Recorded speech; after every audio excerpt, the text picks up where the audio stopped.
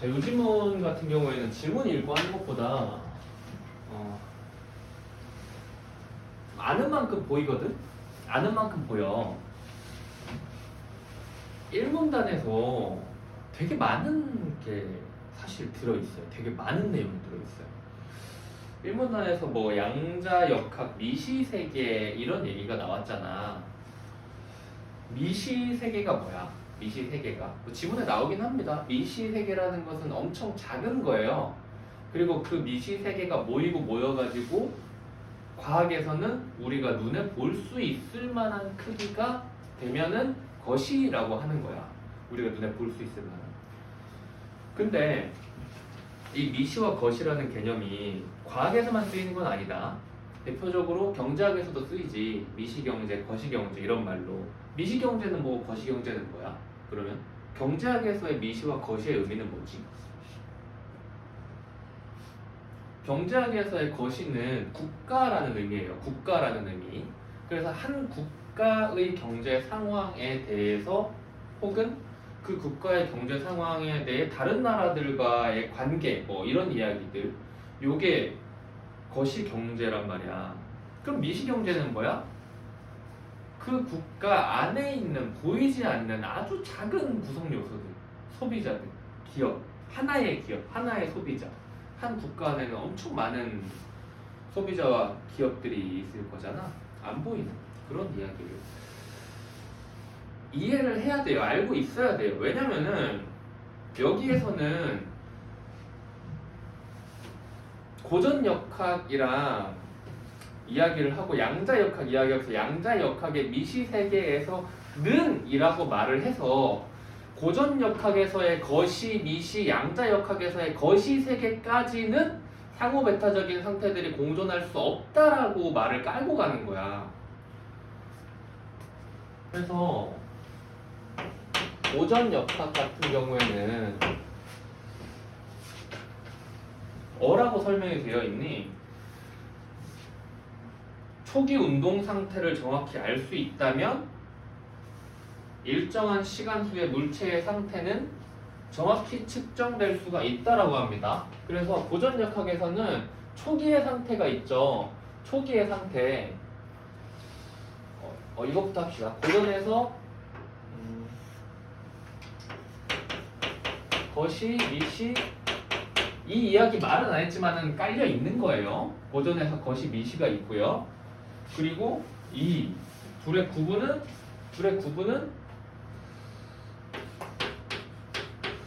눈으로 확인 가능한가입니다. 과학에서의 거시, 미시는 눈으로 확인 가능한가예요. 그리고 이 거시와 미시를 통틀어서 초기 상태가 있지. 초기 상태가 있고 이게 뭐 거시 상태라는 말이 아닙니다. 초기 상태예요. 여기다 그냥 쓸까? 초기 상태가 있고 아니 근데 초기 상태가 있고 요게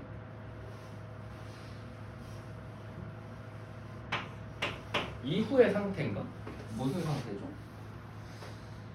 일정한 시간 후의 상태, 뭐 뒷 상태, 뭐 후기 상태, 그냥 뭐 뭐라고 해도 상관없습니다. 후기 상태라고 할까요? 의미로 그냥 후기 상태라고 이름 붙여볼게요. 이렇게 있어요. 초기 상태와 후기 상태. 뭘로 측정될 수 있다. 정확히 측정될 수 있다. 요게 거시가 아니죠. 고전역학 이야기인데 하지만 20세기에 등장한 양자역학에 의해 미시세계에서는 상호배타적인 상태들이 공존할 수 있음이 알려졌다라니까 정확히는 뭐 몰라요. 정확히는 모르지만 어찌 됐건 간에 이 공존이라는 것 자체가 고전에서는 거시에서도 안 되고 미시에서도 안 된단 말이야. 얘는 좀 별개로 보세요. 거시 초기 상태 공존 이게 아닙니다. 미시 초기 상태 공존이 아니에요. 공존을 이 사이에 해놔도 좋을 것 같고요. 요렇단 말이야. 그런데 이 양자 같은 경우에는 일단 거시에서는 그리고 미시에서는 얘는 이 공존을 옆에다 붙입시다. 요 이야기 딱 이 모든 것들을 전부 다 숨겨놓고 요 이야기 하나 했는데 하지만이랑 미시 세계에서 는이라는 말 때문에 얘만 따로 된다고. 그래서 이렇게 됩니다. 얘를 보여주는데 얘들은 사실은 다 묻혀져 있는 거고 앞으로 나올 지문 내용들에서도 다 이 이야기를 지금 같이 하고 있는 거예요. 그래서 이 문단을 이제 읽어보면 미시 세계에서의 상호 배타적인 상태, 여기 x가 아니죠. 여기 x가 아니죠. 여기가 x고 여기가 5죠. 미안. 그래서 미시 세계에서의 상호 배타적인 상태, 공존, 요 녀석을 이야기하기 위해서 거시 세계를 보재. 거시 세계에서 회전하고 있는 녀석은 뭐 한쪽으로 회전하고 있을 거고요. 그리고 팽이의 회전 방향은 관찰하기 이전에 이미 정해져 있고 다만 관찰을 통해 알게 되는 것뿐이다. 여기까지 말해주고 있는 게 뭐냐면은 요거죠. 지금 팽이를 보는 행위가 이 측정하는 고전 역학에서 이야기하는 혹은 거시 세계에서 이야기하는 측정이죠. 요거를 지금은 또 관찰이라는 말로 하고 있고요. 관찰의 의미는 존재하고 있는 무언가를 그냥 확인하는 것에 불과한 거다. 그치? 확인의 의미인 거예요. 관찰은 여기까지의 세상에서 관찰은 확인하는 거에 불과한 거야. 그리고 이와 달리부터 세모 쳐야죠. 이와 달리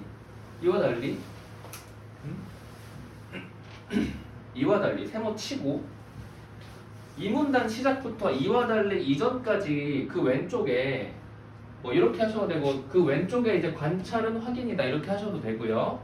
써주면 좋습니다. 그러면 당연히 이 미시 세계에서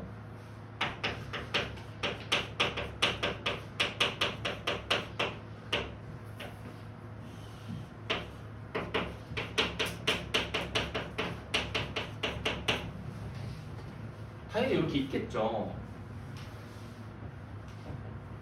이와 달리 미시 세계에서 전자만큼 작은 팽이 하나가 회전하고 있다고 상상해보자. 이 팽이의 회전 방향은 지금부터는 빠르게 나가도 상관없어요. 이거 이해했으면은 다 이만하고 있는 거라서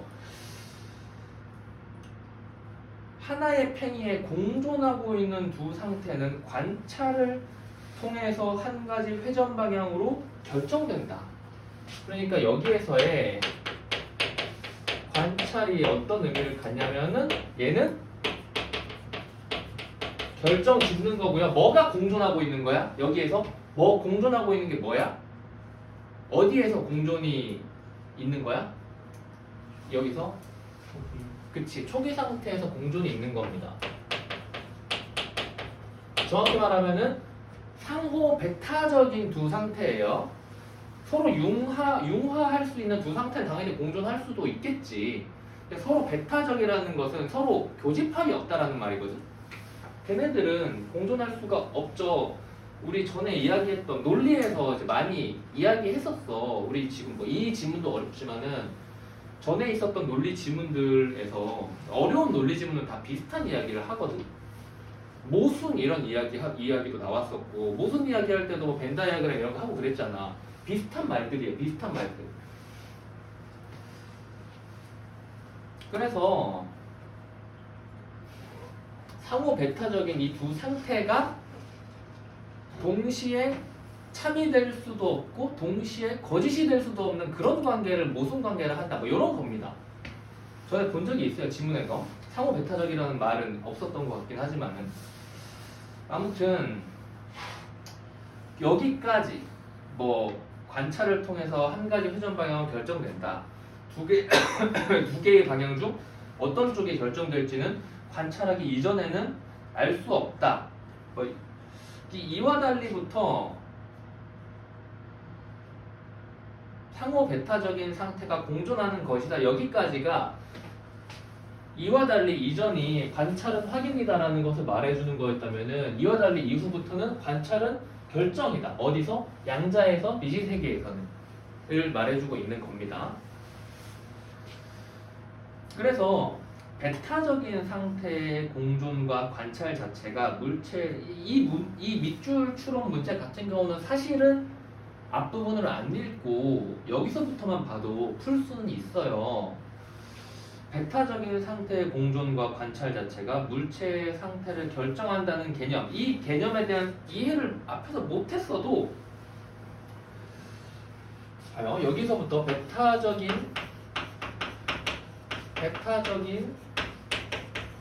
해서 개념 이렇게, 그리고 받아들이기 힘들었기 때문에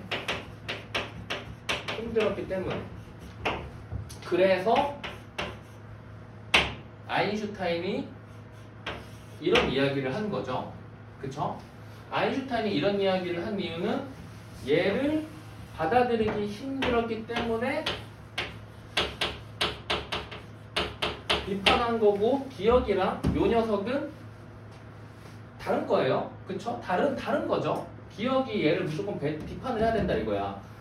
그러면은 배타적인 상태의 공존, 관찰 자체가 물체의 상태를 결정. 배타적인 상태의 공존을 받아들이기 힘들다? 그러면 공존할 수 없다는 거잖아. 그치? 공존할 수 없다는 거잖아. 그래서 아인슈타인이 당신이 달을 보기 전에 달이 존재하지 않는 것인가라는 질문을 하는 것 자체가 달이 존재하는 것과 존재하지 않는다는 것 두 개가 공존한다를 나는 인정 못한다는 거야. 그래서 이것과 연결을 지어서 관찰이 이러한 달이 존재하고 존재하지 않는 두 가지가 공존하는 것, 그리고 이 둘 중에 하나가 관찰을 통해서 결정된다는 것을 받아들이기 힘들었기 때문에 어떠한 입장에서 당연히 비판을 하겠어. 요 입장에서 비판을 할 거 아니야. 그치? 요 입장에서 비판을 한다고. 여기에서는 초기 상태 뭐라 그랬어? 초기 상태가 딱 정해져 있으면 초기 상태도 그냥 확인하는 것에 불과하다. 응? 그리고 아인슈타인은 달이 존재한다라고 하는 거지. 달이 존재한다.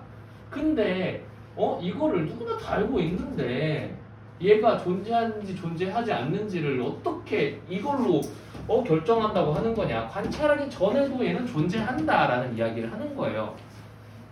그래서 슥 보면서 얘랑 맞는 말 찾으시면 되는 겁니다. 답은 3번인데 나머지 이야기들은 요 관점에 부합하지 않거나 혹은 말을 덜 한 거나 못했다거나 그런 게 있는 거예요. 두 가지가 있어야 됩니다. 초기 상태에 달이 존재한다와 존재하지 않는다라는 것이 공존하는 것 나는 못 받아들인다. 이게 하나가 있어야 되고요. 그리고 요 녀석이 관찰로 통해서 정해지는 것도 나는 못 받아들인다. 두 가지가 다 들어 있어야 되는 거예요. 요게 우리 전에 봤던 총체주의 지문에서 총체주의에 대한 비판으로 적절한 것은을 물어보는 문제가 있었어요. 되게 비슷한 논리가 들어있습니다. 그 문제는 밑줄 추론 문제는 아니었거든. 그냥 총체주의에 대한 비판으로 적절한 것을 물어보는 거였고, 하지만 답은 이거였어요. 답은 잘 들어봐요. 집에 가서 꼭 총체주의 지문 꺼내가지고 다시 한번 봐야 된다. 그치? 너 눈 풀려 있어 지금. 후드 벗어. 머리 안 감았니? 씻고 나가라. 안 그러면 정신을 못 차려. 안 씻으면 사람이. 자, 다시 이야기할게. 논리실증주의자와 포퍼 그리고 그들이 생각한 저거 좀 꺼줄래? 온풍기 좀 꺼줄래? 저 빨간 버튼이 있어. 오른쪽 아래. 소리가 너무 커. 끄고 했어야 됐는데 다 들어갔겠네. 자, 논리실증. 자, 다시 할게. 빨리 할게. 자, 떠올려봐. 같이 떠올려봐. 논리실증주의자 지문에 여기쯤에 이제 동그라미 치면서 시작했을 거야. 그치? 논리실증주의자와 호퍼가 있는데 이들은 지식을 두 가지로 나눴다. 뭘로 나눴을까? 경험과 무관한 거, 경험에 의존하는 걸로 나눠가지고 이쪽을 논리학적 지식, 수학적 지식이라고 했고 이쪽을 과학적 지식이라고 했는데 이 과학적 지식이라는 것은 경험에 의해서 누적되는 건데 이 누적을 어떻게 해야 될까? 가설이라는 녀석을 시험해야 되지 않을까? 이 시험하는 거, 가설을 통해 가지고 어떠한 경험으로 가설이 맞는지 틀리는지 요 과정이 바로 가설 예측이었죠. 예측이 맞는지 틀리는지 요 과정이 가설을 시험하는 뭐 과학적인 방법이다 이런 이야기를 했었잖아. 기억나지? 그러면서 지식을 두 개로 갈랐단 말이야. 이걸 바탕으로 뭐 분석명제 그리고 종합명제 이런 것들을 이야기를 했는데 이 구분에 대해서 화이는 아니다. 내가 지금부터 얘들을 반박해 볼게 라고 하면서 분석명제로 하면서 막 동의적 표현 이야기하면서 필연성 이야기하고 그걸 이야기하려니까 다시 분석명제로 되돌아가는 그런 오류가 있었기 때문에 이런 이 구분 자체가 이상하다.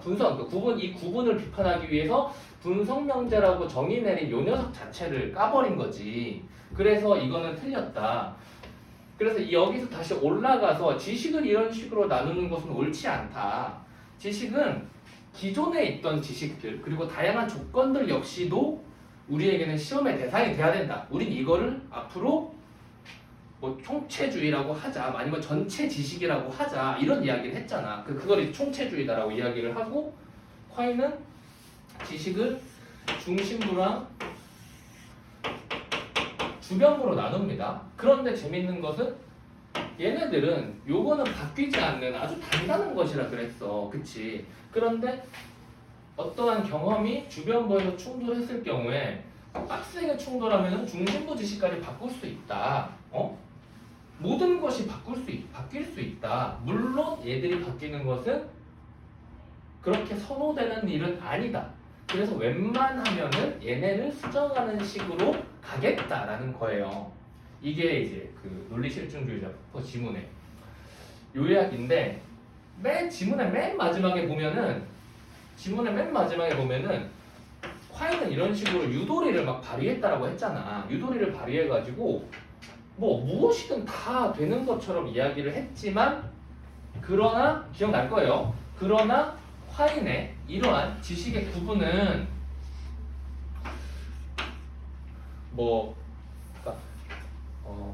지문이랑 정확히 기억 안 나네. 아무튼간에 이러한 지식 구분은 모든 것이 바뀔 수가 있다고 했는데 바뀌지 않는 불변의 진리 같은 것도 있는데 그건 어떻게 할 거냐, 그걸 설명하는데 문제가 있다, 뭐 그런 식으로 이야기를 하면서 지문이 끝났어요. 그러면서 이제 총체주의에 대한 비판으로 적절한 것은? 이라고 물었는데 그 질문에 대한 답이 중심부 지식이랑 주변부 지식을 이렇게 구분을 해놨는데 중심부 지식도 수정될 수 있다. 그러나 중심부 지식 중에서는 누구도 반박할 수 없는 논리학적인 그런 법칙처럼 절대 바뀌지 않는 다른 성질을 가진, 네가 정의한 바뀔 수 있다는 중심부 지식과는 다른 성질을 가진 안 바뀌는 그런 지식이 존재한다라는 비판이 적절한 거였거든. 여기도 비슷하잖아. 그치? 비슷하지 않니? 안 비슷해? 너네는 초기 상태가 공존하고 관찰로서 결정한다고 했는데 초기 상태가 공존하지 않으니까 당연히 관찰로는 확인하는 것에 불과하다, 이런 비판을 하고 있는 거예요. 아주 말은 엄청 길게 돌아가고 다른 말처럼 보이지만은 전제하고 있는 것을 까고 있는 비슷해. 논리에서의 그런 비판들은 다 이런 식으로 이루어져요. 집에 가서 꼭 한번 다시 확인해보고 우리가 이야기했던 논리 지문들 논리학에서 계속 나옵니다. 그거를 정확히 인지하기는 어렵지만은 비슷한 내용들을 계속 주는 데는 이유가 있어요. 걔들이 어려워서인 것도 있지만은 걔들이 어려워하는 공통점이 그런 내용들이기 때문이야. 너무 이야기를 길게 했네. 그래서 뭐 산문단 최근에는 갑자기 이제 말을 쓱 바꾸죠. 상호 배타적인 상태의 공존에 대해서는 이제는 뭐 의문이 없을 겁니다. 상호 배타적인 상태의 공존을 적용을 한대요. 요걸 적용을 하겠대요. 요걸 적용을 해서 초고속 연산을 수행하는 양자 컴퓨터? 요런 연구가 진행되고 있다고 하는데 이는 그냥 읽으세요. 여기서부터 뭔가 이 문단은 뭔가 잘 안 들어오는 문단인데 어찌됐건 양자역학에서 말하는 요게 현실에서 실현될 수 있음, 실제로 구현될 수 있음을 잘 보여주는 예라고 할 수 있다. 정확히 몰라요. 미시세계에 대한 이러한 연구 성과는 거시세계에 대해 우리가 자연스럽게 진행이 된 상징적인 생각들의 근본적인 의문을 던진다. 뭐 여기도 잘 몰라요. 그런데 이건 알 수 있어요. 양자 컴퓨터에다가 밑줄 한번 쳐볼까? 양자 컴퓨터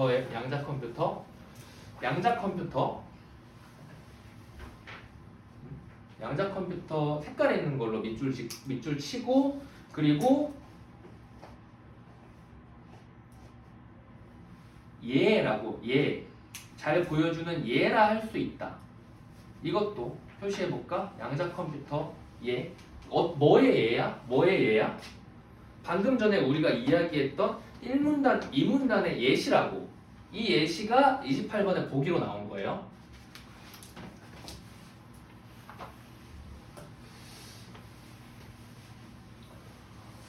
사실 지문에 들어가도 전혀 무방한 내용입니다. 28번 보기는.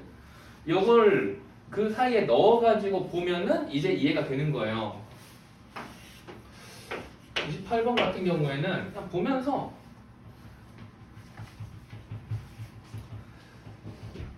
(1문단은) 그냥 읽고 넘어가면 됩니다. 보기에 이제 2문단 적절한 건데 요거 이해하면 되는데 자 그냥 그대로 나와 있는 대로 정리를 해볼까요? n자리 이진수 n비트가 필요하고요. 얘를 나타내기 위해서 n비트가 필요하고 이 비트 알잖아. 이제 우리 부호화 할 때 다 봤었잖아. 그치? n자리 이진수는 모두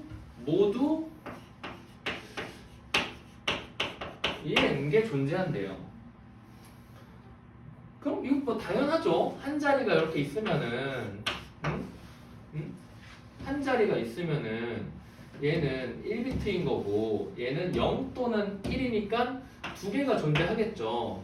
한 자리 1비트 두 개가 존재하고 만약 이렇게 얘가 있으면 얘는 두 자리 2비트 그리고 01, 01 모든 경우의 수를 생각을 해보면은 2의 n승 마찬가지로 세 자리인 녀석 3, 2의 3승 네 자리인 녀석 4, 네 자리 4비트 그리고 2의 4승만큼의 모든 경우의 수가 있겠죠. 얘를 표현하려면 그쵸?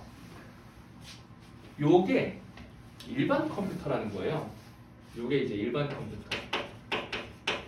일반 컴퓨터 여기다 들어갔으면 좋았는데 이게 일반 컴퓨터의 처리 과정입니다. 그런데 양자 컴퓨터 같은 경우에는 지금 4번에 걸쳐 처리한다. 이거는 2의 n개가 있으니까 처리도 2의 n번에 걸쳐 가지고 하는 거예요. 총 가지수, 총 경우의 수에 맞춰 가지고. 근데 양자 컴퓨터는 0과 1을 하나의 비트에 동시에 담는데 그럼으로써 벌어지는 차이가 뭐야? 얘네는 하나의 비트에 0 또는 1을 동시에 못 담아서 모든 경우의 수를 각각 다 나타내야 됐단 말이야. 그래서 얘는 0이랑 P를 둘 다 한 번씩 보여줘야 돼가지고 두 번 처리해야 되는 거였고 얘는 00, 11, 01, 10 이렇게 네 가지를 다 처리를 해야 됐단 말이야. 근데 얘네들은 전부 다 이 안에다가 0이랑 1이 공존하고 있습니다. 이렇게 해서 한 번에 처리가 된다 이거죠. 그리고 얘네도 0, 1 공존 그리고 0, 1 공존 하기 때문에 두 자리 2비트인데 한 번만에 처리할 수가 있다고. 이 아래에서 똑같이 세 자리 3비트인데 한 번만에 처리, 네 자리 4비트인데 한 번만에 처리. 얘는 계속 곱하기 2, 곱하기 2, 곱하기 2만큼 늘어나는데 얘는 계속 똑같다 이거야. 한 번만에 계속 처리할 수 있다. 그러니까 당연히 자릿수가 높아질수록 처리수가 혹은 처리 시간이 엄청나게 줄어드는 효과가 있는 거죠. 그리고 답은 요거였어요. 답은 요거였고 4번 선지에서 이야기하고 있는 게 그냥 요겁니다. 지문에 있는 두 자리 수만 나와 있는데 얘를 네 자리 수로 늘려가지고 네가 생각할 수 있냐? 응? 생각할 수 있냐 물어보는 거예요. 그쵸?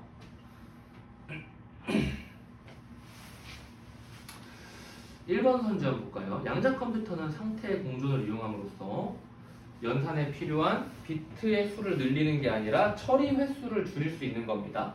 연산에 필요한 처리 횟수 또는 처리 속도를 빠르게 할 수 있다거나 2번 3비트를 사용하여 세 자리 이진수를 모두 처리하려고 할 때 양자 컴퓨터는 얘는 8만큼이 될 텐데 얘는 1이니까 8배 빠르겠죠. 8배.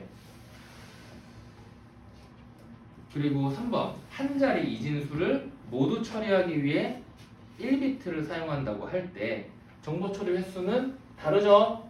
2회죠. 얘는 2회죠. 얘는 2회입니다. 일반 컴퓨터는 2회. 양자 컴퓨터는 어디에서나 다 1회고요. 4번 맞고 5번 3비트의 양자 컴퓨터가 세 자리 이진수를 모두 처리하는 속도는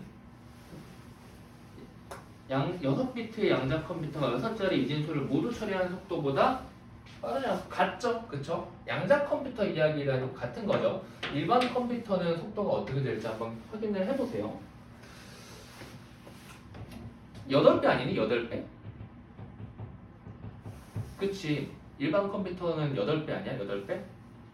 2의 3승이랑 2의 6승이랑 비교하면 되잖아. 2의 3승 곱하기 2의 3승이 2의 6승이잖아. 그치? 2의 3승만큼 빠른 거죠. 3비트가. 혹은 6비트가 2의 3승만큼 시간이 더 드는 거고. 2의 3승 배만큼이라고 해야겠네. 자, 이제 지문으로 다시 가서 3문단 고전 논리는 참과 거짓이라는 두 개의 진리치만 있는 이치 논리다. 지금부터는 요거예요. 요거 공존 안 된다고 바로 연결이 되는 거예요. 참과 거짓. 그래서 고전 논리에서는 뭐 어떠한 진술이든 참 또는 거짓 이는 당연히 우리의 상식적인 생각과 잘 들어맞습니다. 하지만 프리스트에 따르면은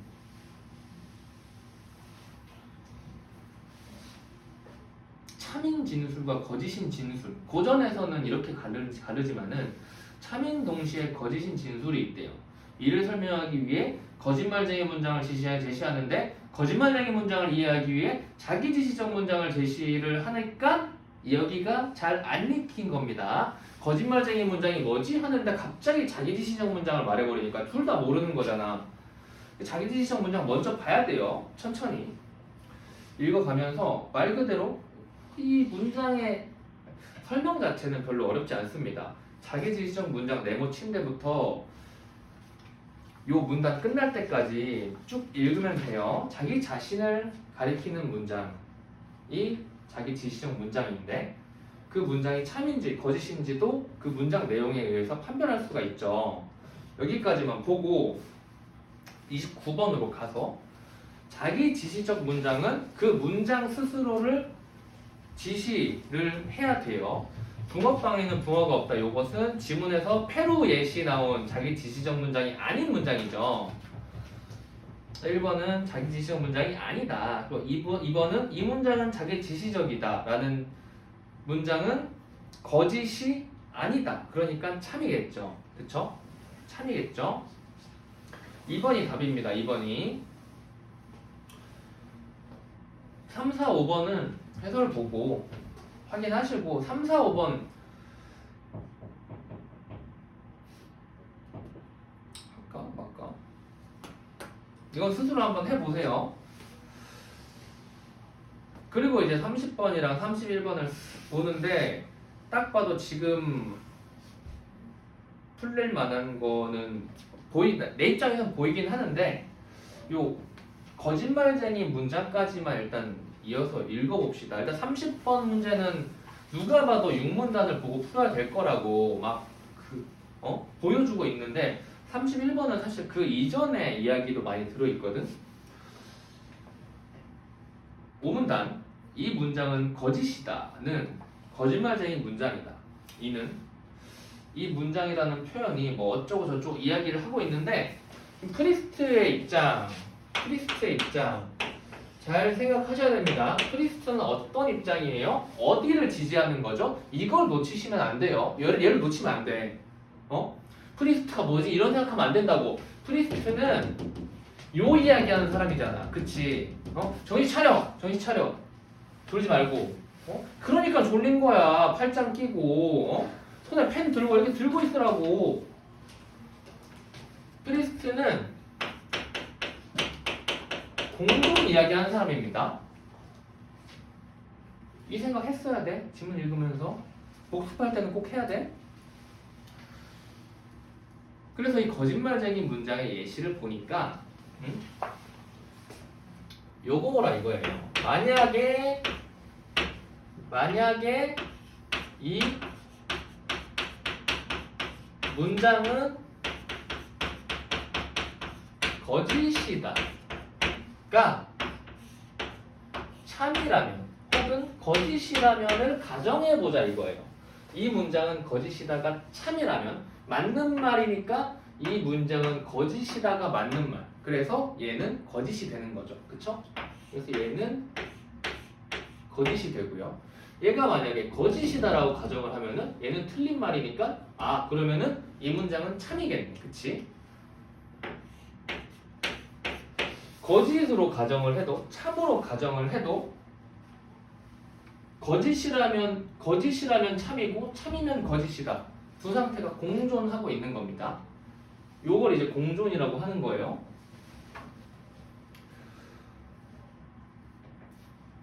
그래서 여기에 이게 이제 5문단 거의 마지막까지 이야기하고 있고 그리고 뭐 그는 거짓말쟁이 문장 이외에 참인 동시에 거짓인 진리치가 존재함을 뒷받침하는 다양한 사례를 뭐 제시한다 어쩌고저쩌고 이야기하고 있죠. 이렇게 해서 요거 이야기해서 5문단 마무리하면 됩니다. 5문단 마무리하면 되고 아직 마지막 문단 안 읽었고 LP라는 단어 자체를 아직은 못 봤고 30번의 LP 이야기를 계속 하고 있으니까 얘는 일단 6문단 읽고 풀어야겠구나 라고 생각을 하고 3점 문제 먼저 보면 되는데 3점 문제 압박이 좀 있었을 거예요. 6문단의 첫 문장만 일단 볼게요.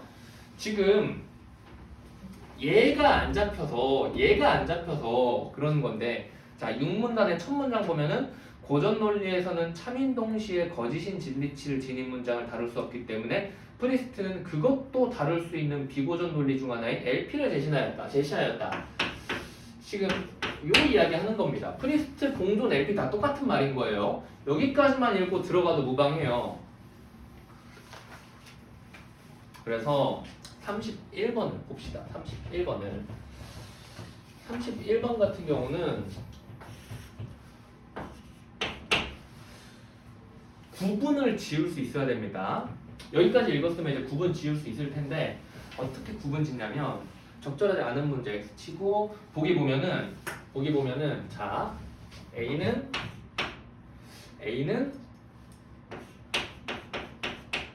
고전 논리를 받아들이고 B는 LP를 받아들일 뿐만 아니라 뭐 프리스트 뭐 길게 이야기를 하고 있지만은 요 이야기 하는 겁니다. 요 이야기. 근데 써져 있는 대로 그냥 LP 그리고 프리스트 그리고 기억이랑 니은이랑 그리고 디귿이랑 리을을 묶어야 돼요. 묶을 수 있어야 돼요. 정신 차려, 정신 차려. 허리 세워, 허리 세워. 기대지 마. 기대니까 졸리지. 똑바로 머리를 정수리를 누군가 잡아가지고 위로 수직으로 잡아 끌고 있다라고 생각을 해봐. 그러면 이게 척추 딱 펴진다고. 이제 거의 다 끝났으니까 좀만 집중하자. 자, 기억이랑 니은이 묶여야 돼요. 그쵸? 왜? 기억이랑 니은은 상호 배타적인 상태니까. 디귿이랑 리을도 묶여야 되지. 서로 상호 배타적인 상태잖아. 그치?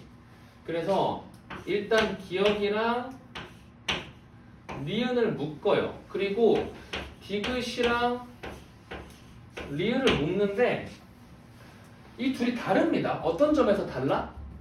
공통점도 있고 차이점도 있어. 공통점은 뭐였어? 기억, 니은, 디귿, 리을 둘 다 상호 배타적이라는 거였죠. 차이점은 뭐야? 차이점은 처음으로 돌아가 봐. 어떤 차이가 있었어? 어떤 차이가? 어떤 차이가 있지? 기억, 니은과 디귿, 리을 두 집단에는 어떤 차이가 있지? 응? 여길 봐. 여기 봐봐. 찾아봐. 어떤 차이가 있어? 어떤 차이가 있어? 여기서 어디에 기억, 니은과 디귿, 리을을 대입할 수 있어?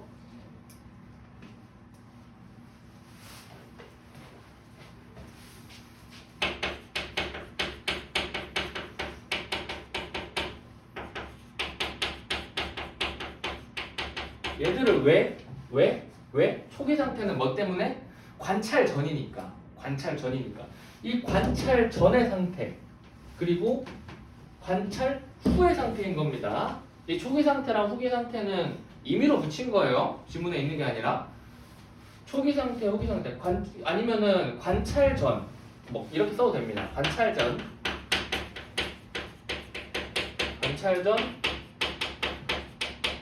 관찰 후. 지문에 있는 말을 쓰려면 이렇게 하면 돼요. 관찰 전, 관찰 후. 왜 이렇게 구분을 지어놨을까? 이제 이거 맨 처음에 정해줬던 1문단 그리고 2문단 앞부분을 보면서 정해줬던 게 그대로 다시 나오고 있는 거야. 이런 경우가 되게 많다니까? 하지만 우리가 미처 얘네를 깨닫지 못했을 뿐 이미 다 주는 경우가 많아요. 그럼 그대로 하면 되지. 그대로. 그치? 그대로.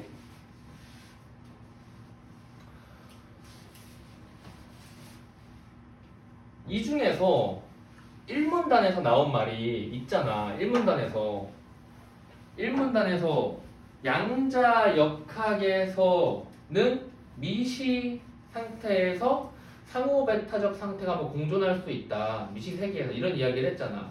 그렇게 보니까 관찰 전에 초기 상태에서 공존할 수 있다는 이야기를 했습니다. 나머지는 아니었지. 고전에서는 뭐 얘들은 뭐였어? 얘들은 뭘로 설명할 수 있어? 그냥 XX라고 해도 되긴 하는데 관찰로 인해서 어떻게 되는 거죠? 확인이 된 거고 얘는 관찰로 인해서 결정이 된 겁니다. 요렇게 이 사이에 이제 관찰이 들어갔다라고 보셔도 돼요. 물론 다른 예시이긴 하지만은. 그래서 이제 선지를 보면은 그냥 나와요.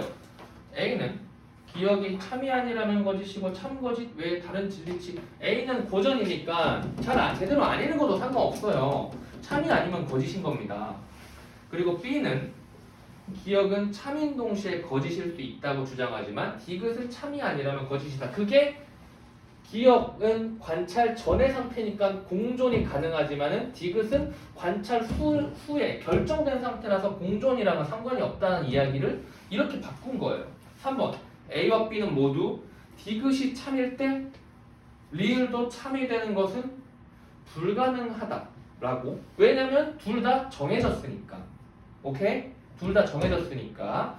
4번 A는 B와 달리 니은이 참인 동시에 거짓. 니은은 뭐였죠? 그쵸? B와 달리 얘는 아니고 얘는 공존도 될 수 있다라고 이야기를 하겠죠. 답은 5번이네. B는 A와는 달리 리을이 참이 아니라면 참인 동시에 거짓이라고 주장할 것이다.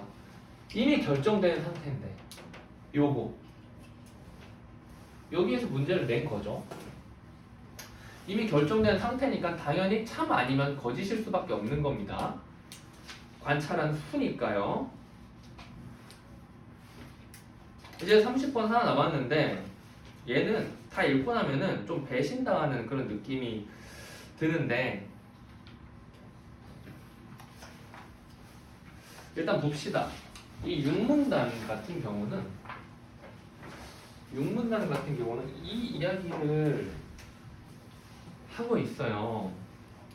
LP를 제시할 때까지 읽었었죠. 문제 풀기 전에. 자, 육문단의 이제 두 번째 문장. 그런데 LP에서는 뭐 규칙이 성립하지 않는데 전권 긍정 규칙을 예로 들어서 생각을 하는데 이것에 대해서 깊이 이해하려고 하지 마세요. 전권 긍정 그냥 전권 긍정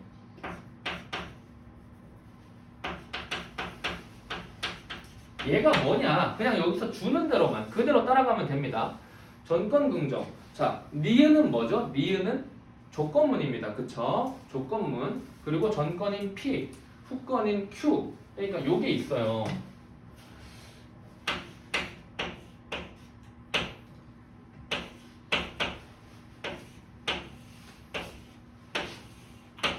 얘가 이제 조건문이죠.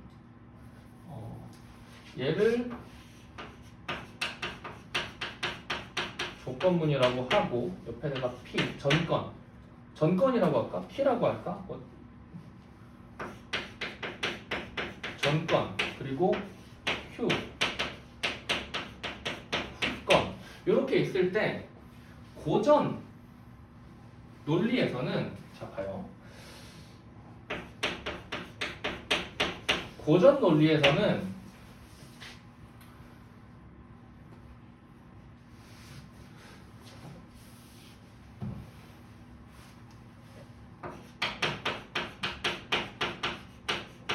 조건문이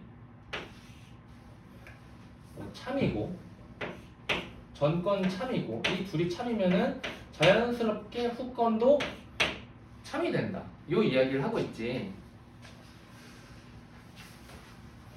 이와 비슷한 방식으로 LP에서 전권 긍정 규칙이 성립하려면은 조건문과 전권인 P 이게 모두 참 또는 참인 동시에 거짓이라면 생각을 해보자 이거예요. 이게 만약 그대로 전권 긍정이 성립이 되면은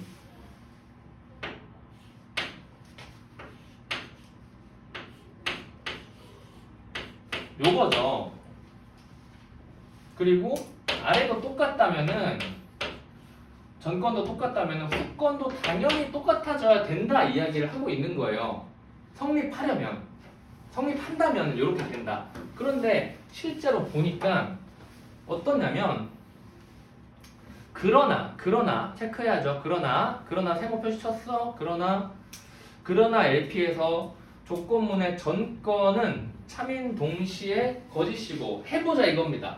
그러나 이제 논리에서 지금 계속 똑같은 식으로 하고 있잖아. 뭔가가 주어졌을 때 얘를 반박하기 위해서 얘가 성립 안 한다는 것을 들기 위해서 어떤 조건을 가지고 출발을 하는데 그 출발이 여기에서는 매번 달라요. 어떤 논증이든 다 다를 수 있지만 여기에서는 출발을 조건문의 전권이 참인 동시에 거짓 여기서부터 출발하자 이겁니다. 얘가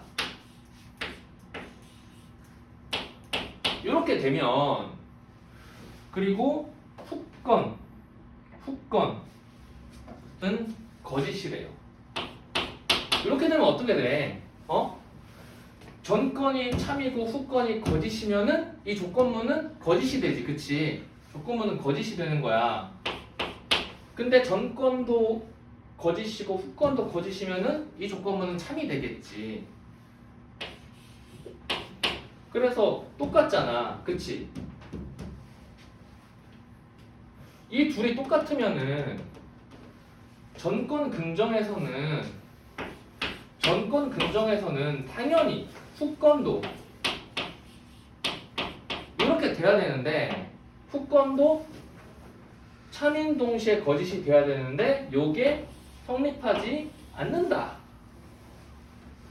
는 이야기를 하고 있는 겁니다. 여기가 이제 LP인 거죠. LP. 그래서 LP는 여기에서 성립하는 게 성립하지 않는다. 요 정도 정리가 되는 겁니다. 30번 볼까요? 밑글을 통해 니은에 대해 적절하게 추론한 거. 니은 뭐였죠? 니은 조건문입니다. 니은은 조건문이에요. 조건문 1번 LP에서 P는 뭐죠? 전건입니다. 그쵸? Q는 후건이고요. P가 참인 동시에 거짓이고 Q가 거짓이면은 그대로 그냥 나온 거죠. 조건문은 뭐야? 참인 동시에 거짓이지. 2번 LP에서 조건문과 P가 참인 동시에 거짓이면은 Q는 거짓이라고 이미 증명을 했지. 똑같은 말입니다. 1번, 2번 똑같은 말 가지고 낸 거야. 3번 LP에서 조건문과 전건이 참 또는 참인 동시에 거짓이면은 Q도 얘도 똑같은 말 하는 거죠. 얘도 지금 다 똑같은 말. 고전에서는 전건 긍정 규칙이 성립한다. 이 법칙이 성립한다. LP에서도 성립한다라는 말을 계속 하고 있기 때문에 틀린 겁니다. 4번 고전 논리에서 니은과 P 조건문과 전건이 각각 거짓이 아닐 때 당연히 참이죠. 고전 논리에서는 참 또는 거짓밖에 없다 그랬잖아. 그럼 참이지. 참이다.